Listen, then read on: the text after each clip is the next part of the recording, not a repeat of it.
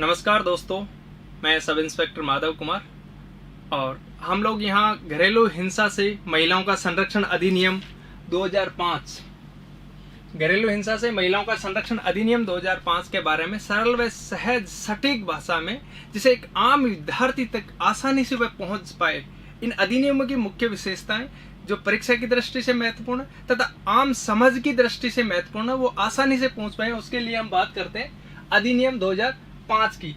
इस अधिनियम के बारे में अगर देखें तो ये अधिनियम है महिलाओं को घरेलू हिंसा से संरक्षण दिलाने के लिए। यानी घरेलू हिंसा है, अपना समाज पितृसत्तात्मक समाज है।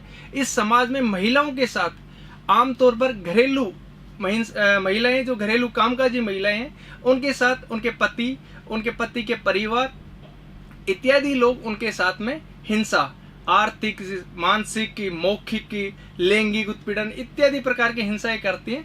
उनकी रोकथाम और उनको संरक्षण दिलाने के लिए अधिनियम 2005 में पारित हुआ। इस अधिनियम के मुख्य उद्देश्य ये थे। ये अधिनियम जब आया उससे पूर्व भारतीय दंड संहिता की धारा 498 में इस प्रकार के मामले, जो घरेलू हिंसा से संबंधित जो मामले थे, उन्हें 498 के अंदर रजिस्टर्ड किया जाता था लैंगिक उत्पीड़न के नाम से, जो आज भी मेंशन है लैंगिक उत्पीड़न के नाम से। और ये क्या होते थे, ये 498 में क्या थे, जमानती प्रकार के मामले थे, क्योंकि इसमें 3 वर्ष तक की सजा का प्रावधान था, तो इसलिए ये क्या थे, जमानती प्रकार के मामले थे। अब जब से ये अधिनियम आया तो इसमें अधिनियम में इसे गैर जमानती बनाया गया, और साथ ही साथ बर्डन ऑफ प्रूफ, अगर कोई प्रत्यर्थी के ऊपर कोई आरोप लगाती है, प्रत्यर्थी के ऊपर अगर कोई व्यथित महिला आरोप लगाती है, तो उसके लिए प्रत्यर्थी यानी पति को ये प्रूफ करना इस अधिनियम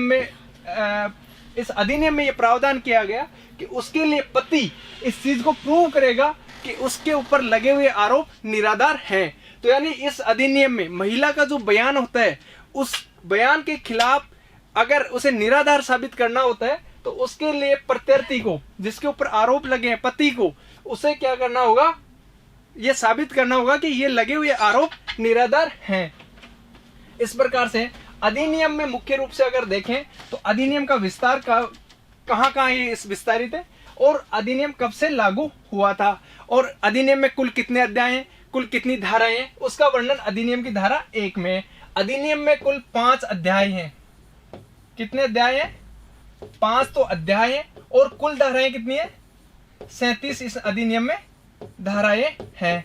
उस 37 धाराओं में से प्रथम जो धारा कहती है कि अधिनियम का विस्तार J&K के अलावा संपूर्ण भारत में होगा,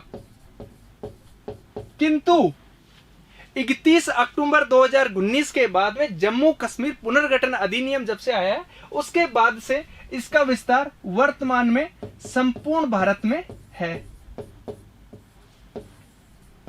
संपूर्ण भारत में इसका विस्तार वर्तमान में है। और अधिनियम को लागू होने की तारीख क्या है, तो वो तारीख इसमें मेंशन है कि 26 अक्टूबर 2006 से ये अधिनियम लागू होगा। और ये संपूर्ण भारत में कब से लागू है? 31 अक्टूबर 2019 से। अब अधिनियम की धारा 2 में महत्वपूर्ण परिभाषाएं दी गई है। घरेलू हिंसा की परिभाषा के अलावा महत्वपूर्ण परिभाषा इसमें, जैसे व्यथित महिला कौन होगी, प्रत्यर्थी कौन होगा, बालक कौन होगा, मजिस्ट्रेट किस वर्ग का होगा, और घरेलू नातेदारी में कौन कौन लोग शामिल होंगे, इस प्रकार की इसमें परिभाषाएं दी गई है। तो अगर उन परिभाषाओं के बारे में देखें तो व्यथित यानी व्यथा, सीधा सा अगर इसका हाथ से देखें, व्यथा यानी पीड़ा, यानी पीड़ित कौन है इसमें, इस अधिनियम में पीड़ित होगी महिला। घरेलू हिंसा किसके साथ घटित होगी? महिला के साथ। तो ये व्यथित वो ऐसी महिला से अभिप्रेत है जिसके साथ प्रत्यर्थी का ऐसा कोई कार्य या उसका लोप जिससे उसे किसी प्रकार की हिंसा हुई हो, वो कौन होगी? व्यथित होगी। तो ये व्यथित महिला और इस अधिनियम में महिला के साथ साथ उसके साथ रहने वाले 18 वर्ष से कम के बालक को व्यतीत में माना गया है। अब साथ ही साथ इसमें दूसरा शब्द देखें, प्रत्यर्थी कौन होगा। इस अधिनियम के अनुसार प्रत्यर्थी कौन होगा, तो सीधा देखे पति होगा एक, और उसके नातेदार। प्रत्यर्थी में कौन होगा, पति और उसके नातेदार। से आज से है कि जिसके साथ जिसकी शादी हुई है वह उसके साथ पति के घर वाले, अगर वह संयुक्त परिवार में रह रहा है तो पति के घर वालों में कौन होगा, पति के पिताजी हो गए, माताजी हो गई, बहन हो गई, भाभी हो गई, यानी कि व्यतीत के सास, ससुर, ननद, भाभी इत्यादि सभी लोग क्या होंगे, देवर, जेठानी इत्यादि सभी लोग कौन होंगे, वो प्रत्यर्थी में शामिल होंगे। अब इस अधिनियम में बालक की परिभाषा से क्या से है, बालक अधिनियम में बालक से आज से है कि जो 18 वर्ष से कम आयु प्राप्त है।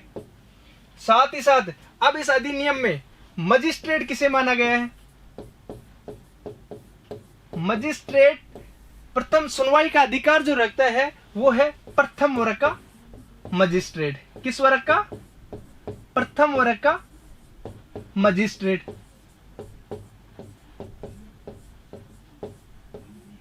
और ये प्रथम वर्ग का मजिस्ट्रेट इसमें सुनवाई का अधिकार रखता है।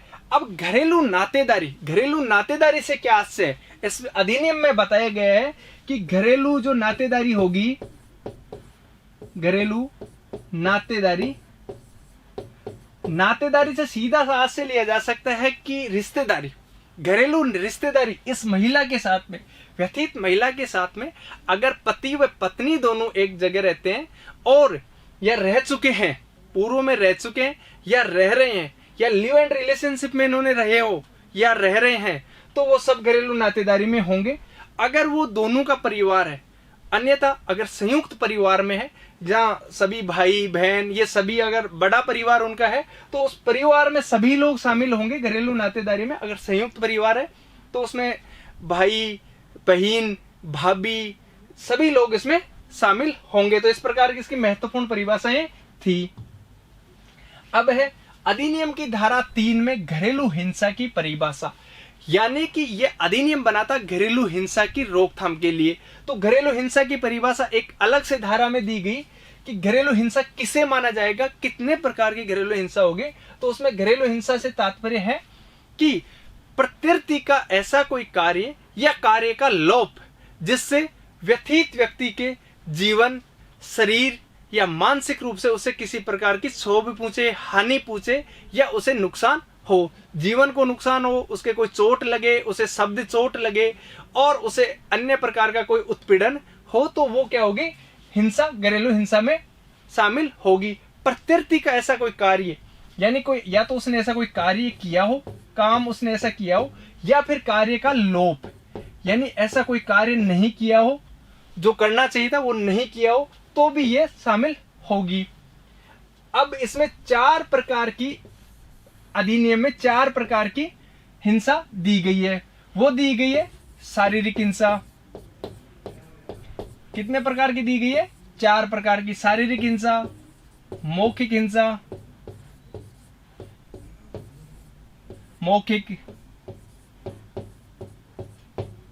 लैंगिक हिंसा, और चौथी कौन सी है, आर्थिक हिंसा।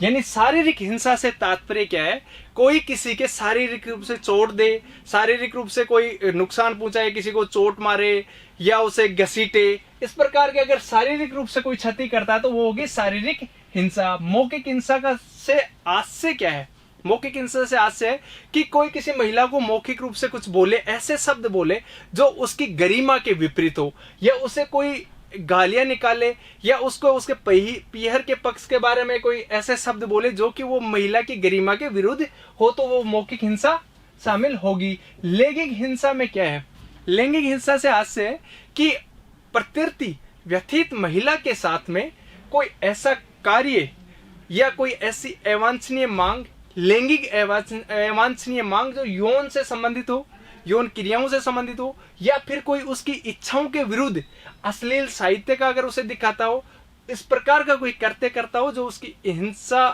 ऐसा कोई कृत्य करता हो जो उसकी इच्छा के विरुद्ध हो तो वो लैंगिक हिंसा में शामिल होगा। आर्थिक हिंसा यानी कि व्यथित महिला कोई रोजगार के लिए जा रही है या कोई कार्य कर रही है, उससे रोकना, या उसके साथ साथ उसको जो आवश्यक दैनिक जीवन जीने के लिए अगर आवश्यक खर्चों की जरूरत है, खर्चे जो करती है, उनके लिए उसे आर्थिक रूप से संबल नहीं देना, यानी पैसे नहीं देना, तो ये होगी आर्थिक हिंसा में शामिल होगा।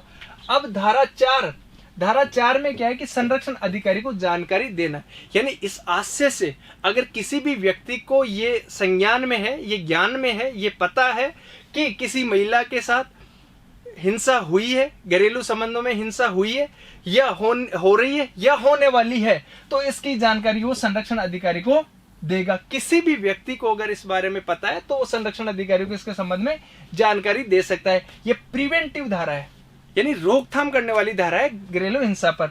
अब धारा 5 है, पुलिस अधिकारी, सेवा प्रदाता और मजिस्ट्रेट के क्या क्या कर्तव्य होंगे।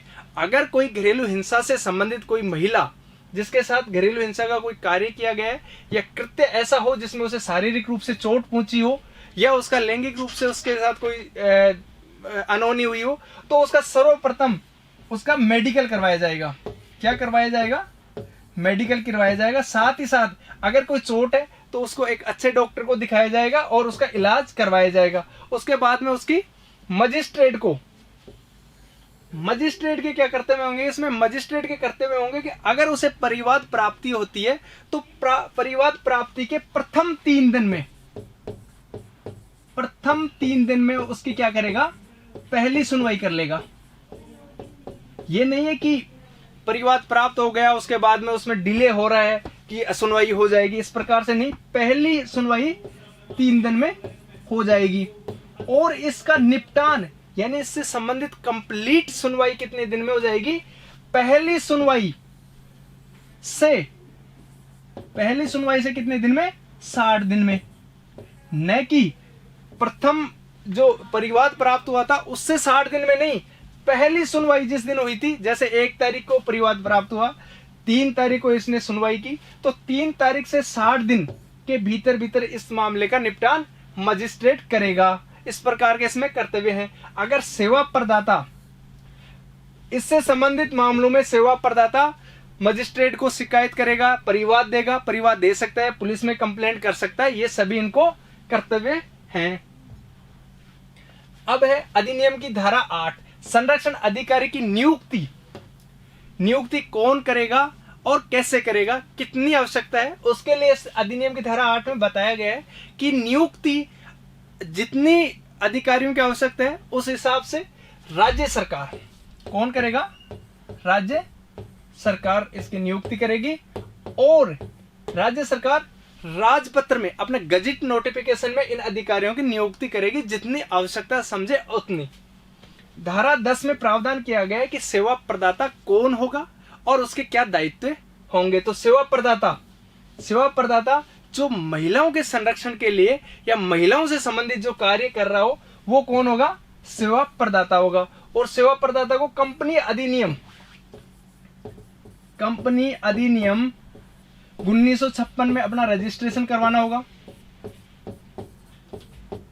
और महिलाओं को इस बारे में वो सशक्त करता हो, जागरूक करता हो, इससे संबंधित वो कार्य लगातार महिलाओं के लिए सकारात्मक कार्य लगातार कर रहा हो, वो होगा। धारा 11 सरकार के कर्तव्य, सरकार के क्या कर्तव्य होंगे? अब सरकार इसमें 2 प्रकार के कर्तव्यों के बारे में है।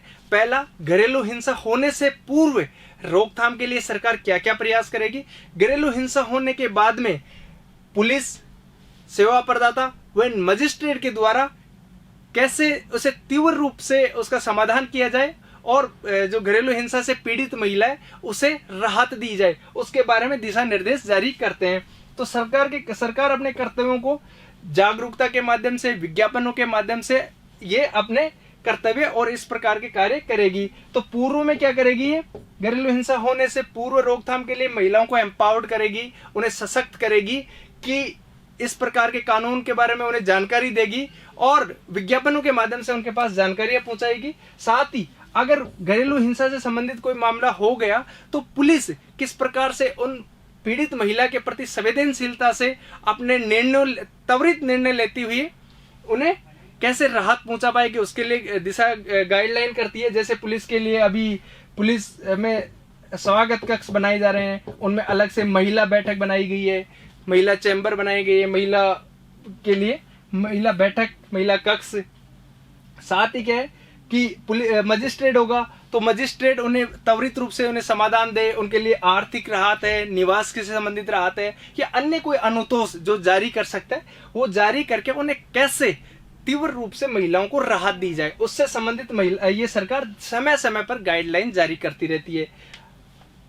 अधिनियम की धारा 12, मजिस्ट्रेट को आवेदन कौन कर सकता है, मजिस्ट्रेट को इस संबंध में कौन कौन आवेदन कर सकता है, तो इसमें 3 व्यक्ति हैं जो कर सकते हैं। एक तो होगा जो व्यथित, यानी जिसके साथ में ये घटना घटी है, वो कर सकता है मजिस्ट्रेट को, न कि संरक्षण अधिकारी को।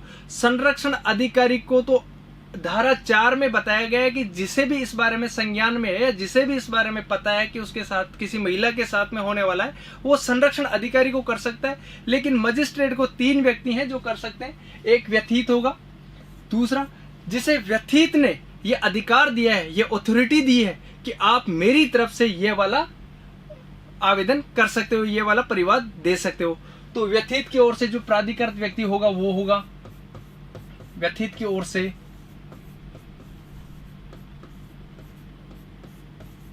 और तीसरा कौन होगा, वो होगा संरक्षण अधिकारी, जो इस बारे में रिपोर्ट दे सकते हैं।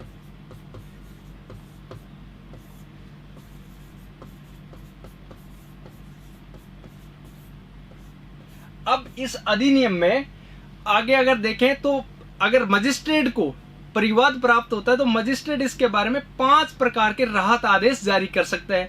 उन राहत आदेशों में देखें, सबसे पहले हम देखते हैं मुख्य राहत आदेशों को देखते हैं। धारा 19 में निवास का राहत आदेश। निवास का राहत आदेश का मतलब है अगर आपस में झगड़ा होता है, झगड़ा होने के बाद में प्रत्यर्थी यानी जिसने हिंसा की है और व्यथित जिसके साथ हिंसा हुई है, जो महिला जिसके साथ हिंसा हुई है, वो अगर दोनों एक जगह हैं या एक जगह रह रहे हैं तो उसके बाद में उन्हें अलग अलग करने का आदेश दिया जा सकता है। अगर एक ही मकान में रह रहे हैं तो उन्हें अलग अलग करने का आदेश दिया जा सकता है। साथ ही अगर वो व्यथित महिला उस मकान के किसी भाग में रह रही है, जैसे ये पूरा मकान है और इसमें ये कमरा उस महिला का है या ये हिस्सा इस महिला का है, तो इस हिस्से में उस प्रत्यर्थी को न जाने का आदेश दिया जा सकता है।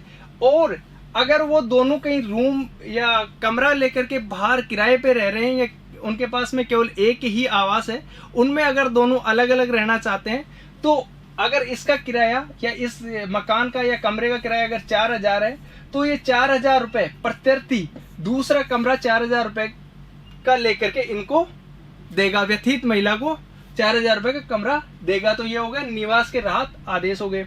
धारा 20 में क्या है, आर्थिक क्षतिपूर्ति का आदेश। आर्थिक क्षतिपूर्ति का आदेश से अगर उस व्यथित महिला को किसी प्रकार के खर्चों की आवश्यकता है, जैसे शिक्षा से संबंधित हो गया, स्वास्थ्य से संबंधित हो गया या जीवन में अन्य जो सामान्य जीवन जीने के लिए अन्य जो खर्चे आवश्यक होते हैं, उनकी अगर आवश्यकता होती है तो उनसे संबंधित आर्थिक क्षतिपूर्ति का आदेश भी जारी कर सकता है। अब अभिरक्षण आदेश। धारा 21 में कहा गया है कि अभिरक्षण आदेश से तात्पर्य है कि अगर घरेलू हिंसा के दौरान जो छोटा बच्चा होगा वो किसके साथ रहेगा, तो उसको लेकर के इसमें दिशा निर्देश है कि वो जो बच्चा होगा वो या तो व्यथित यानी उस महिला के साथ रह सकता है या महिला के किसी रिश्तेदार के साथ रह सकता है जिसके साथ महिला रखना चाहिए।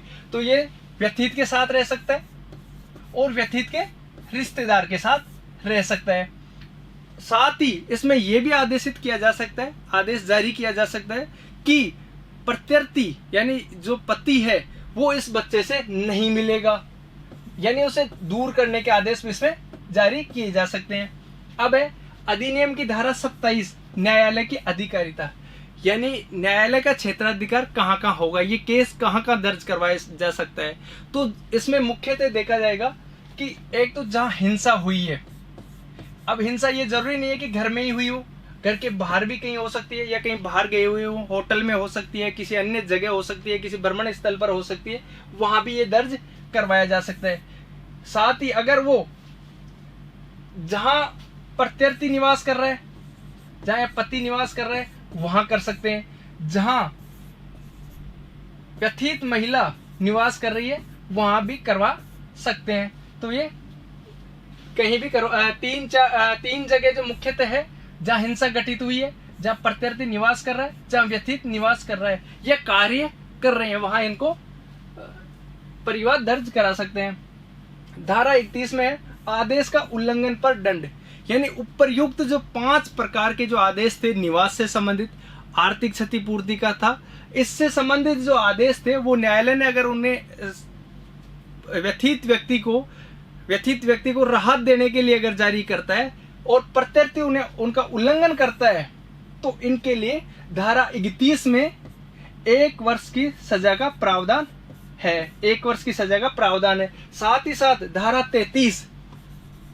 33 में लिखा गया है कि अगर इस प्रकार के कार्य जो संरक्षण अधिकारी को निर्धारित किए गए हैं कि आप ये कार्य करोगे, उक्त कार्य आप इनका पालन करोगे, अगर उनकी पालना नहीं करता है तो उसके लिए उसकी उल्लंघन करने पर उन्हें 1 वर्ष की सजा का प्रावधान है। 1 वर्ष की सजा का प्रावधान भी इसमें संरक्षण अधिकारी के लिए है। अधिनियम की धारा 37 में नियम बनाने की शक्ति किसकी होगी? तो इस अधिनियम में नियम मात्र केंद्र सरकार बना सकती है। कौन बना सकती है? मात्र केंद्र सरकार। राज्य सरकार इसमें नियम नहीं बना सकती। तो ये अधिनियम में टोटल 5 अध्याय और 37 धाराएं थी और हम इससे संबंधित आगामी जो शेष अधिनियम है उनसे संबंधित शीघ्र, सरल, सटीक व सहज भाषा में, जिससे आप आसानी से समझ सको, उस भाषा में हम आपको बहुत शीघ्र आगे का वीडियो लेकर आएंगे। जय हिंद।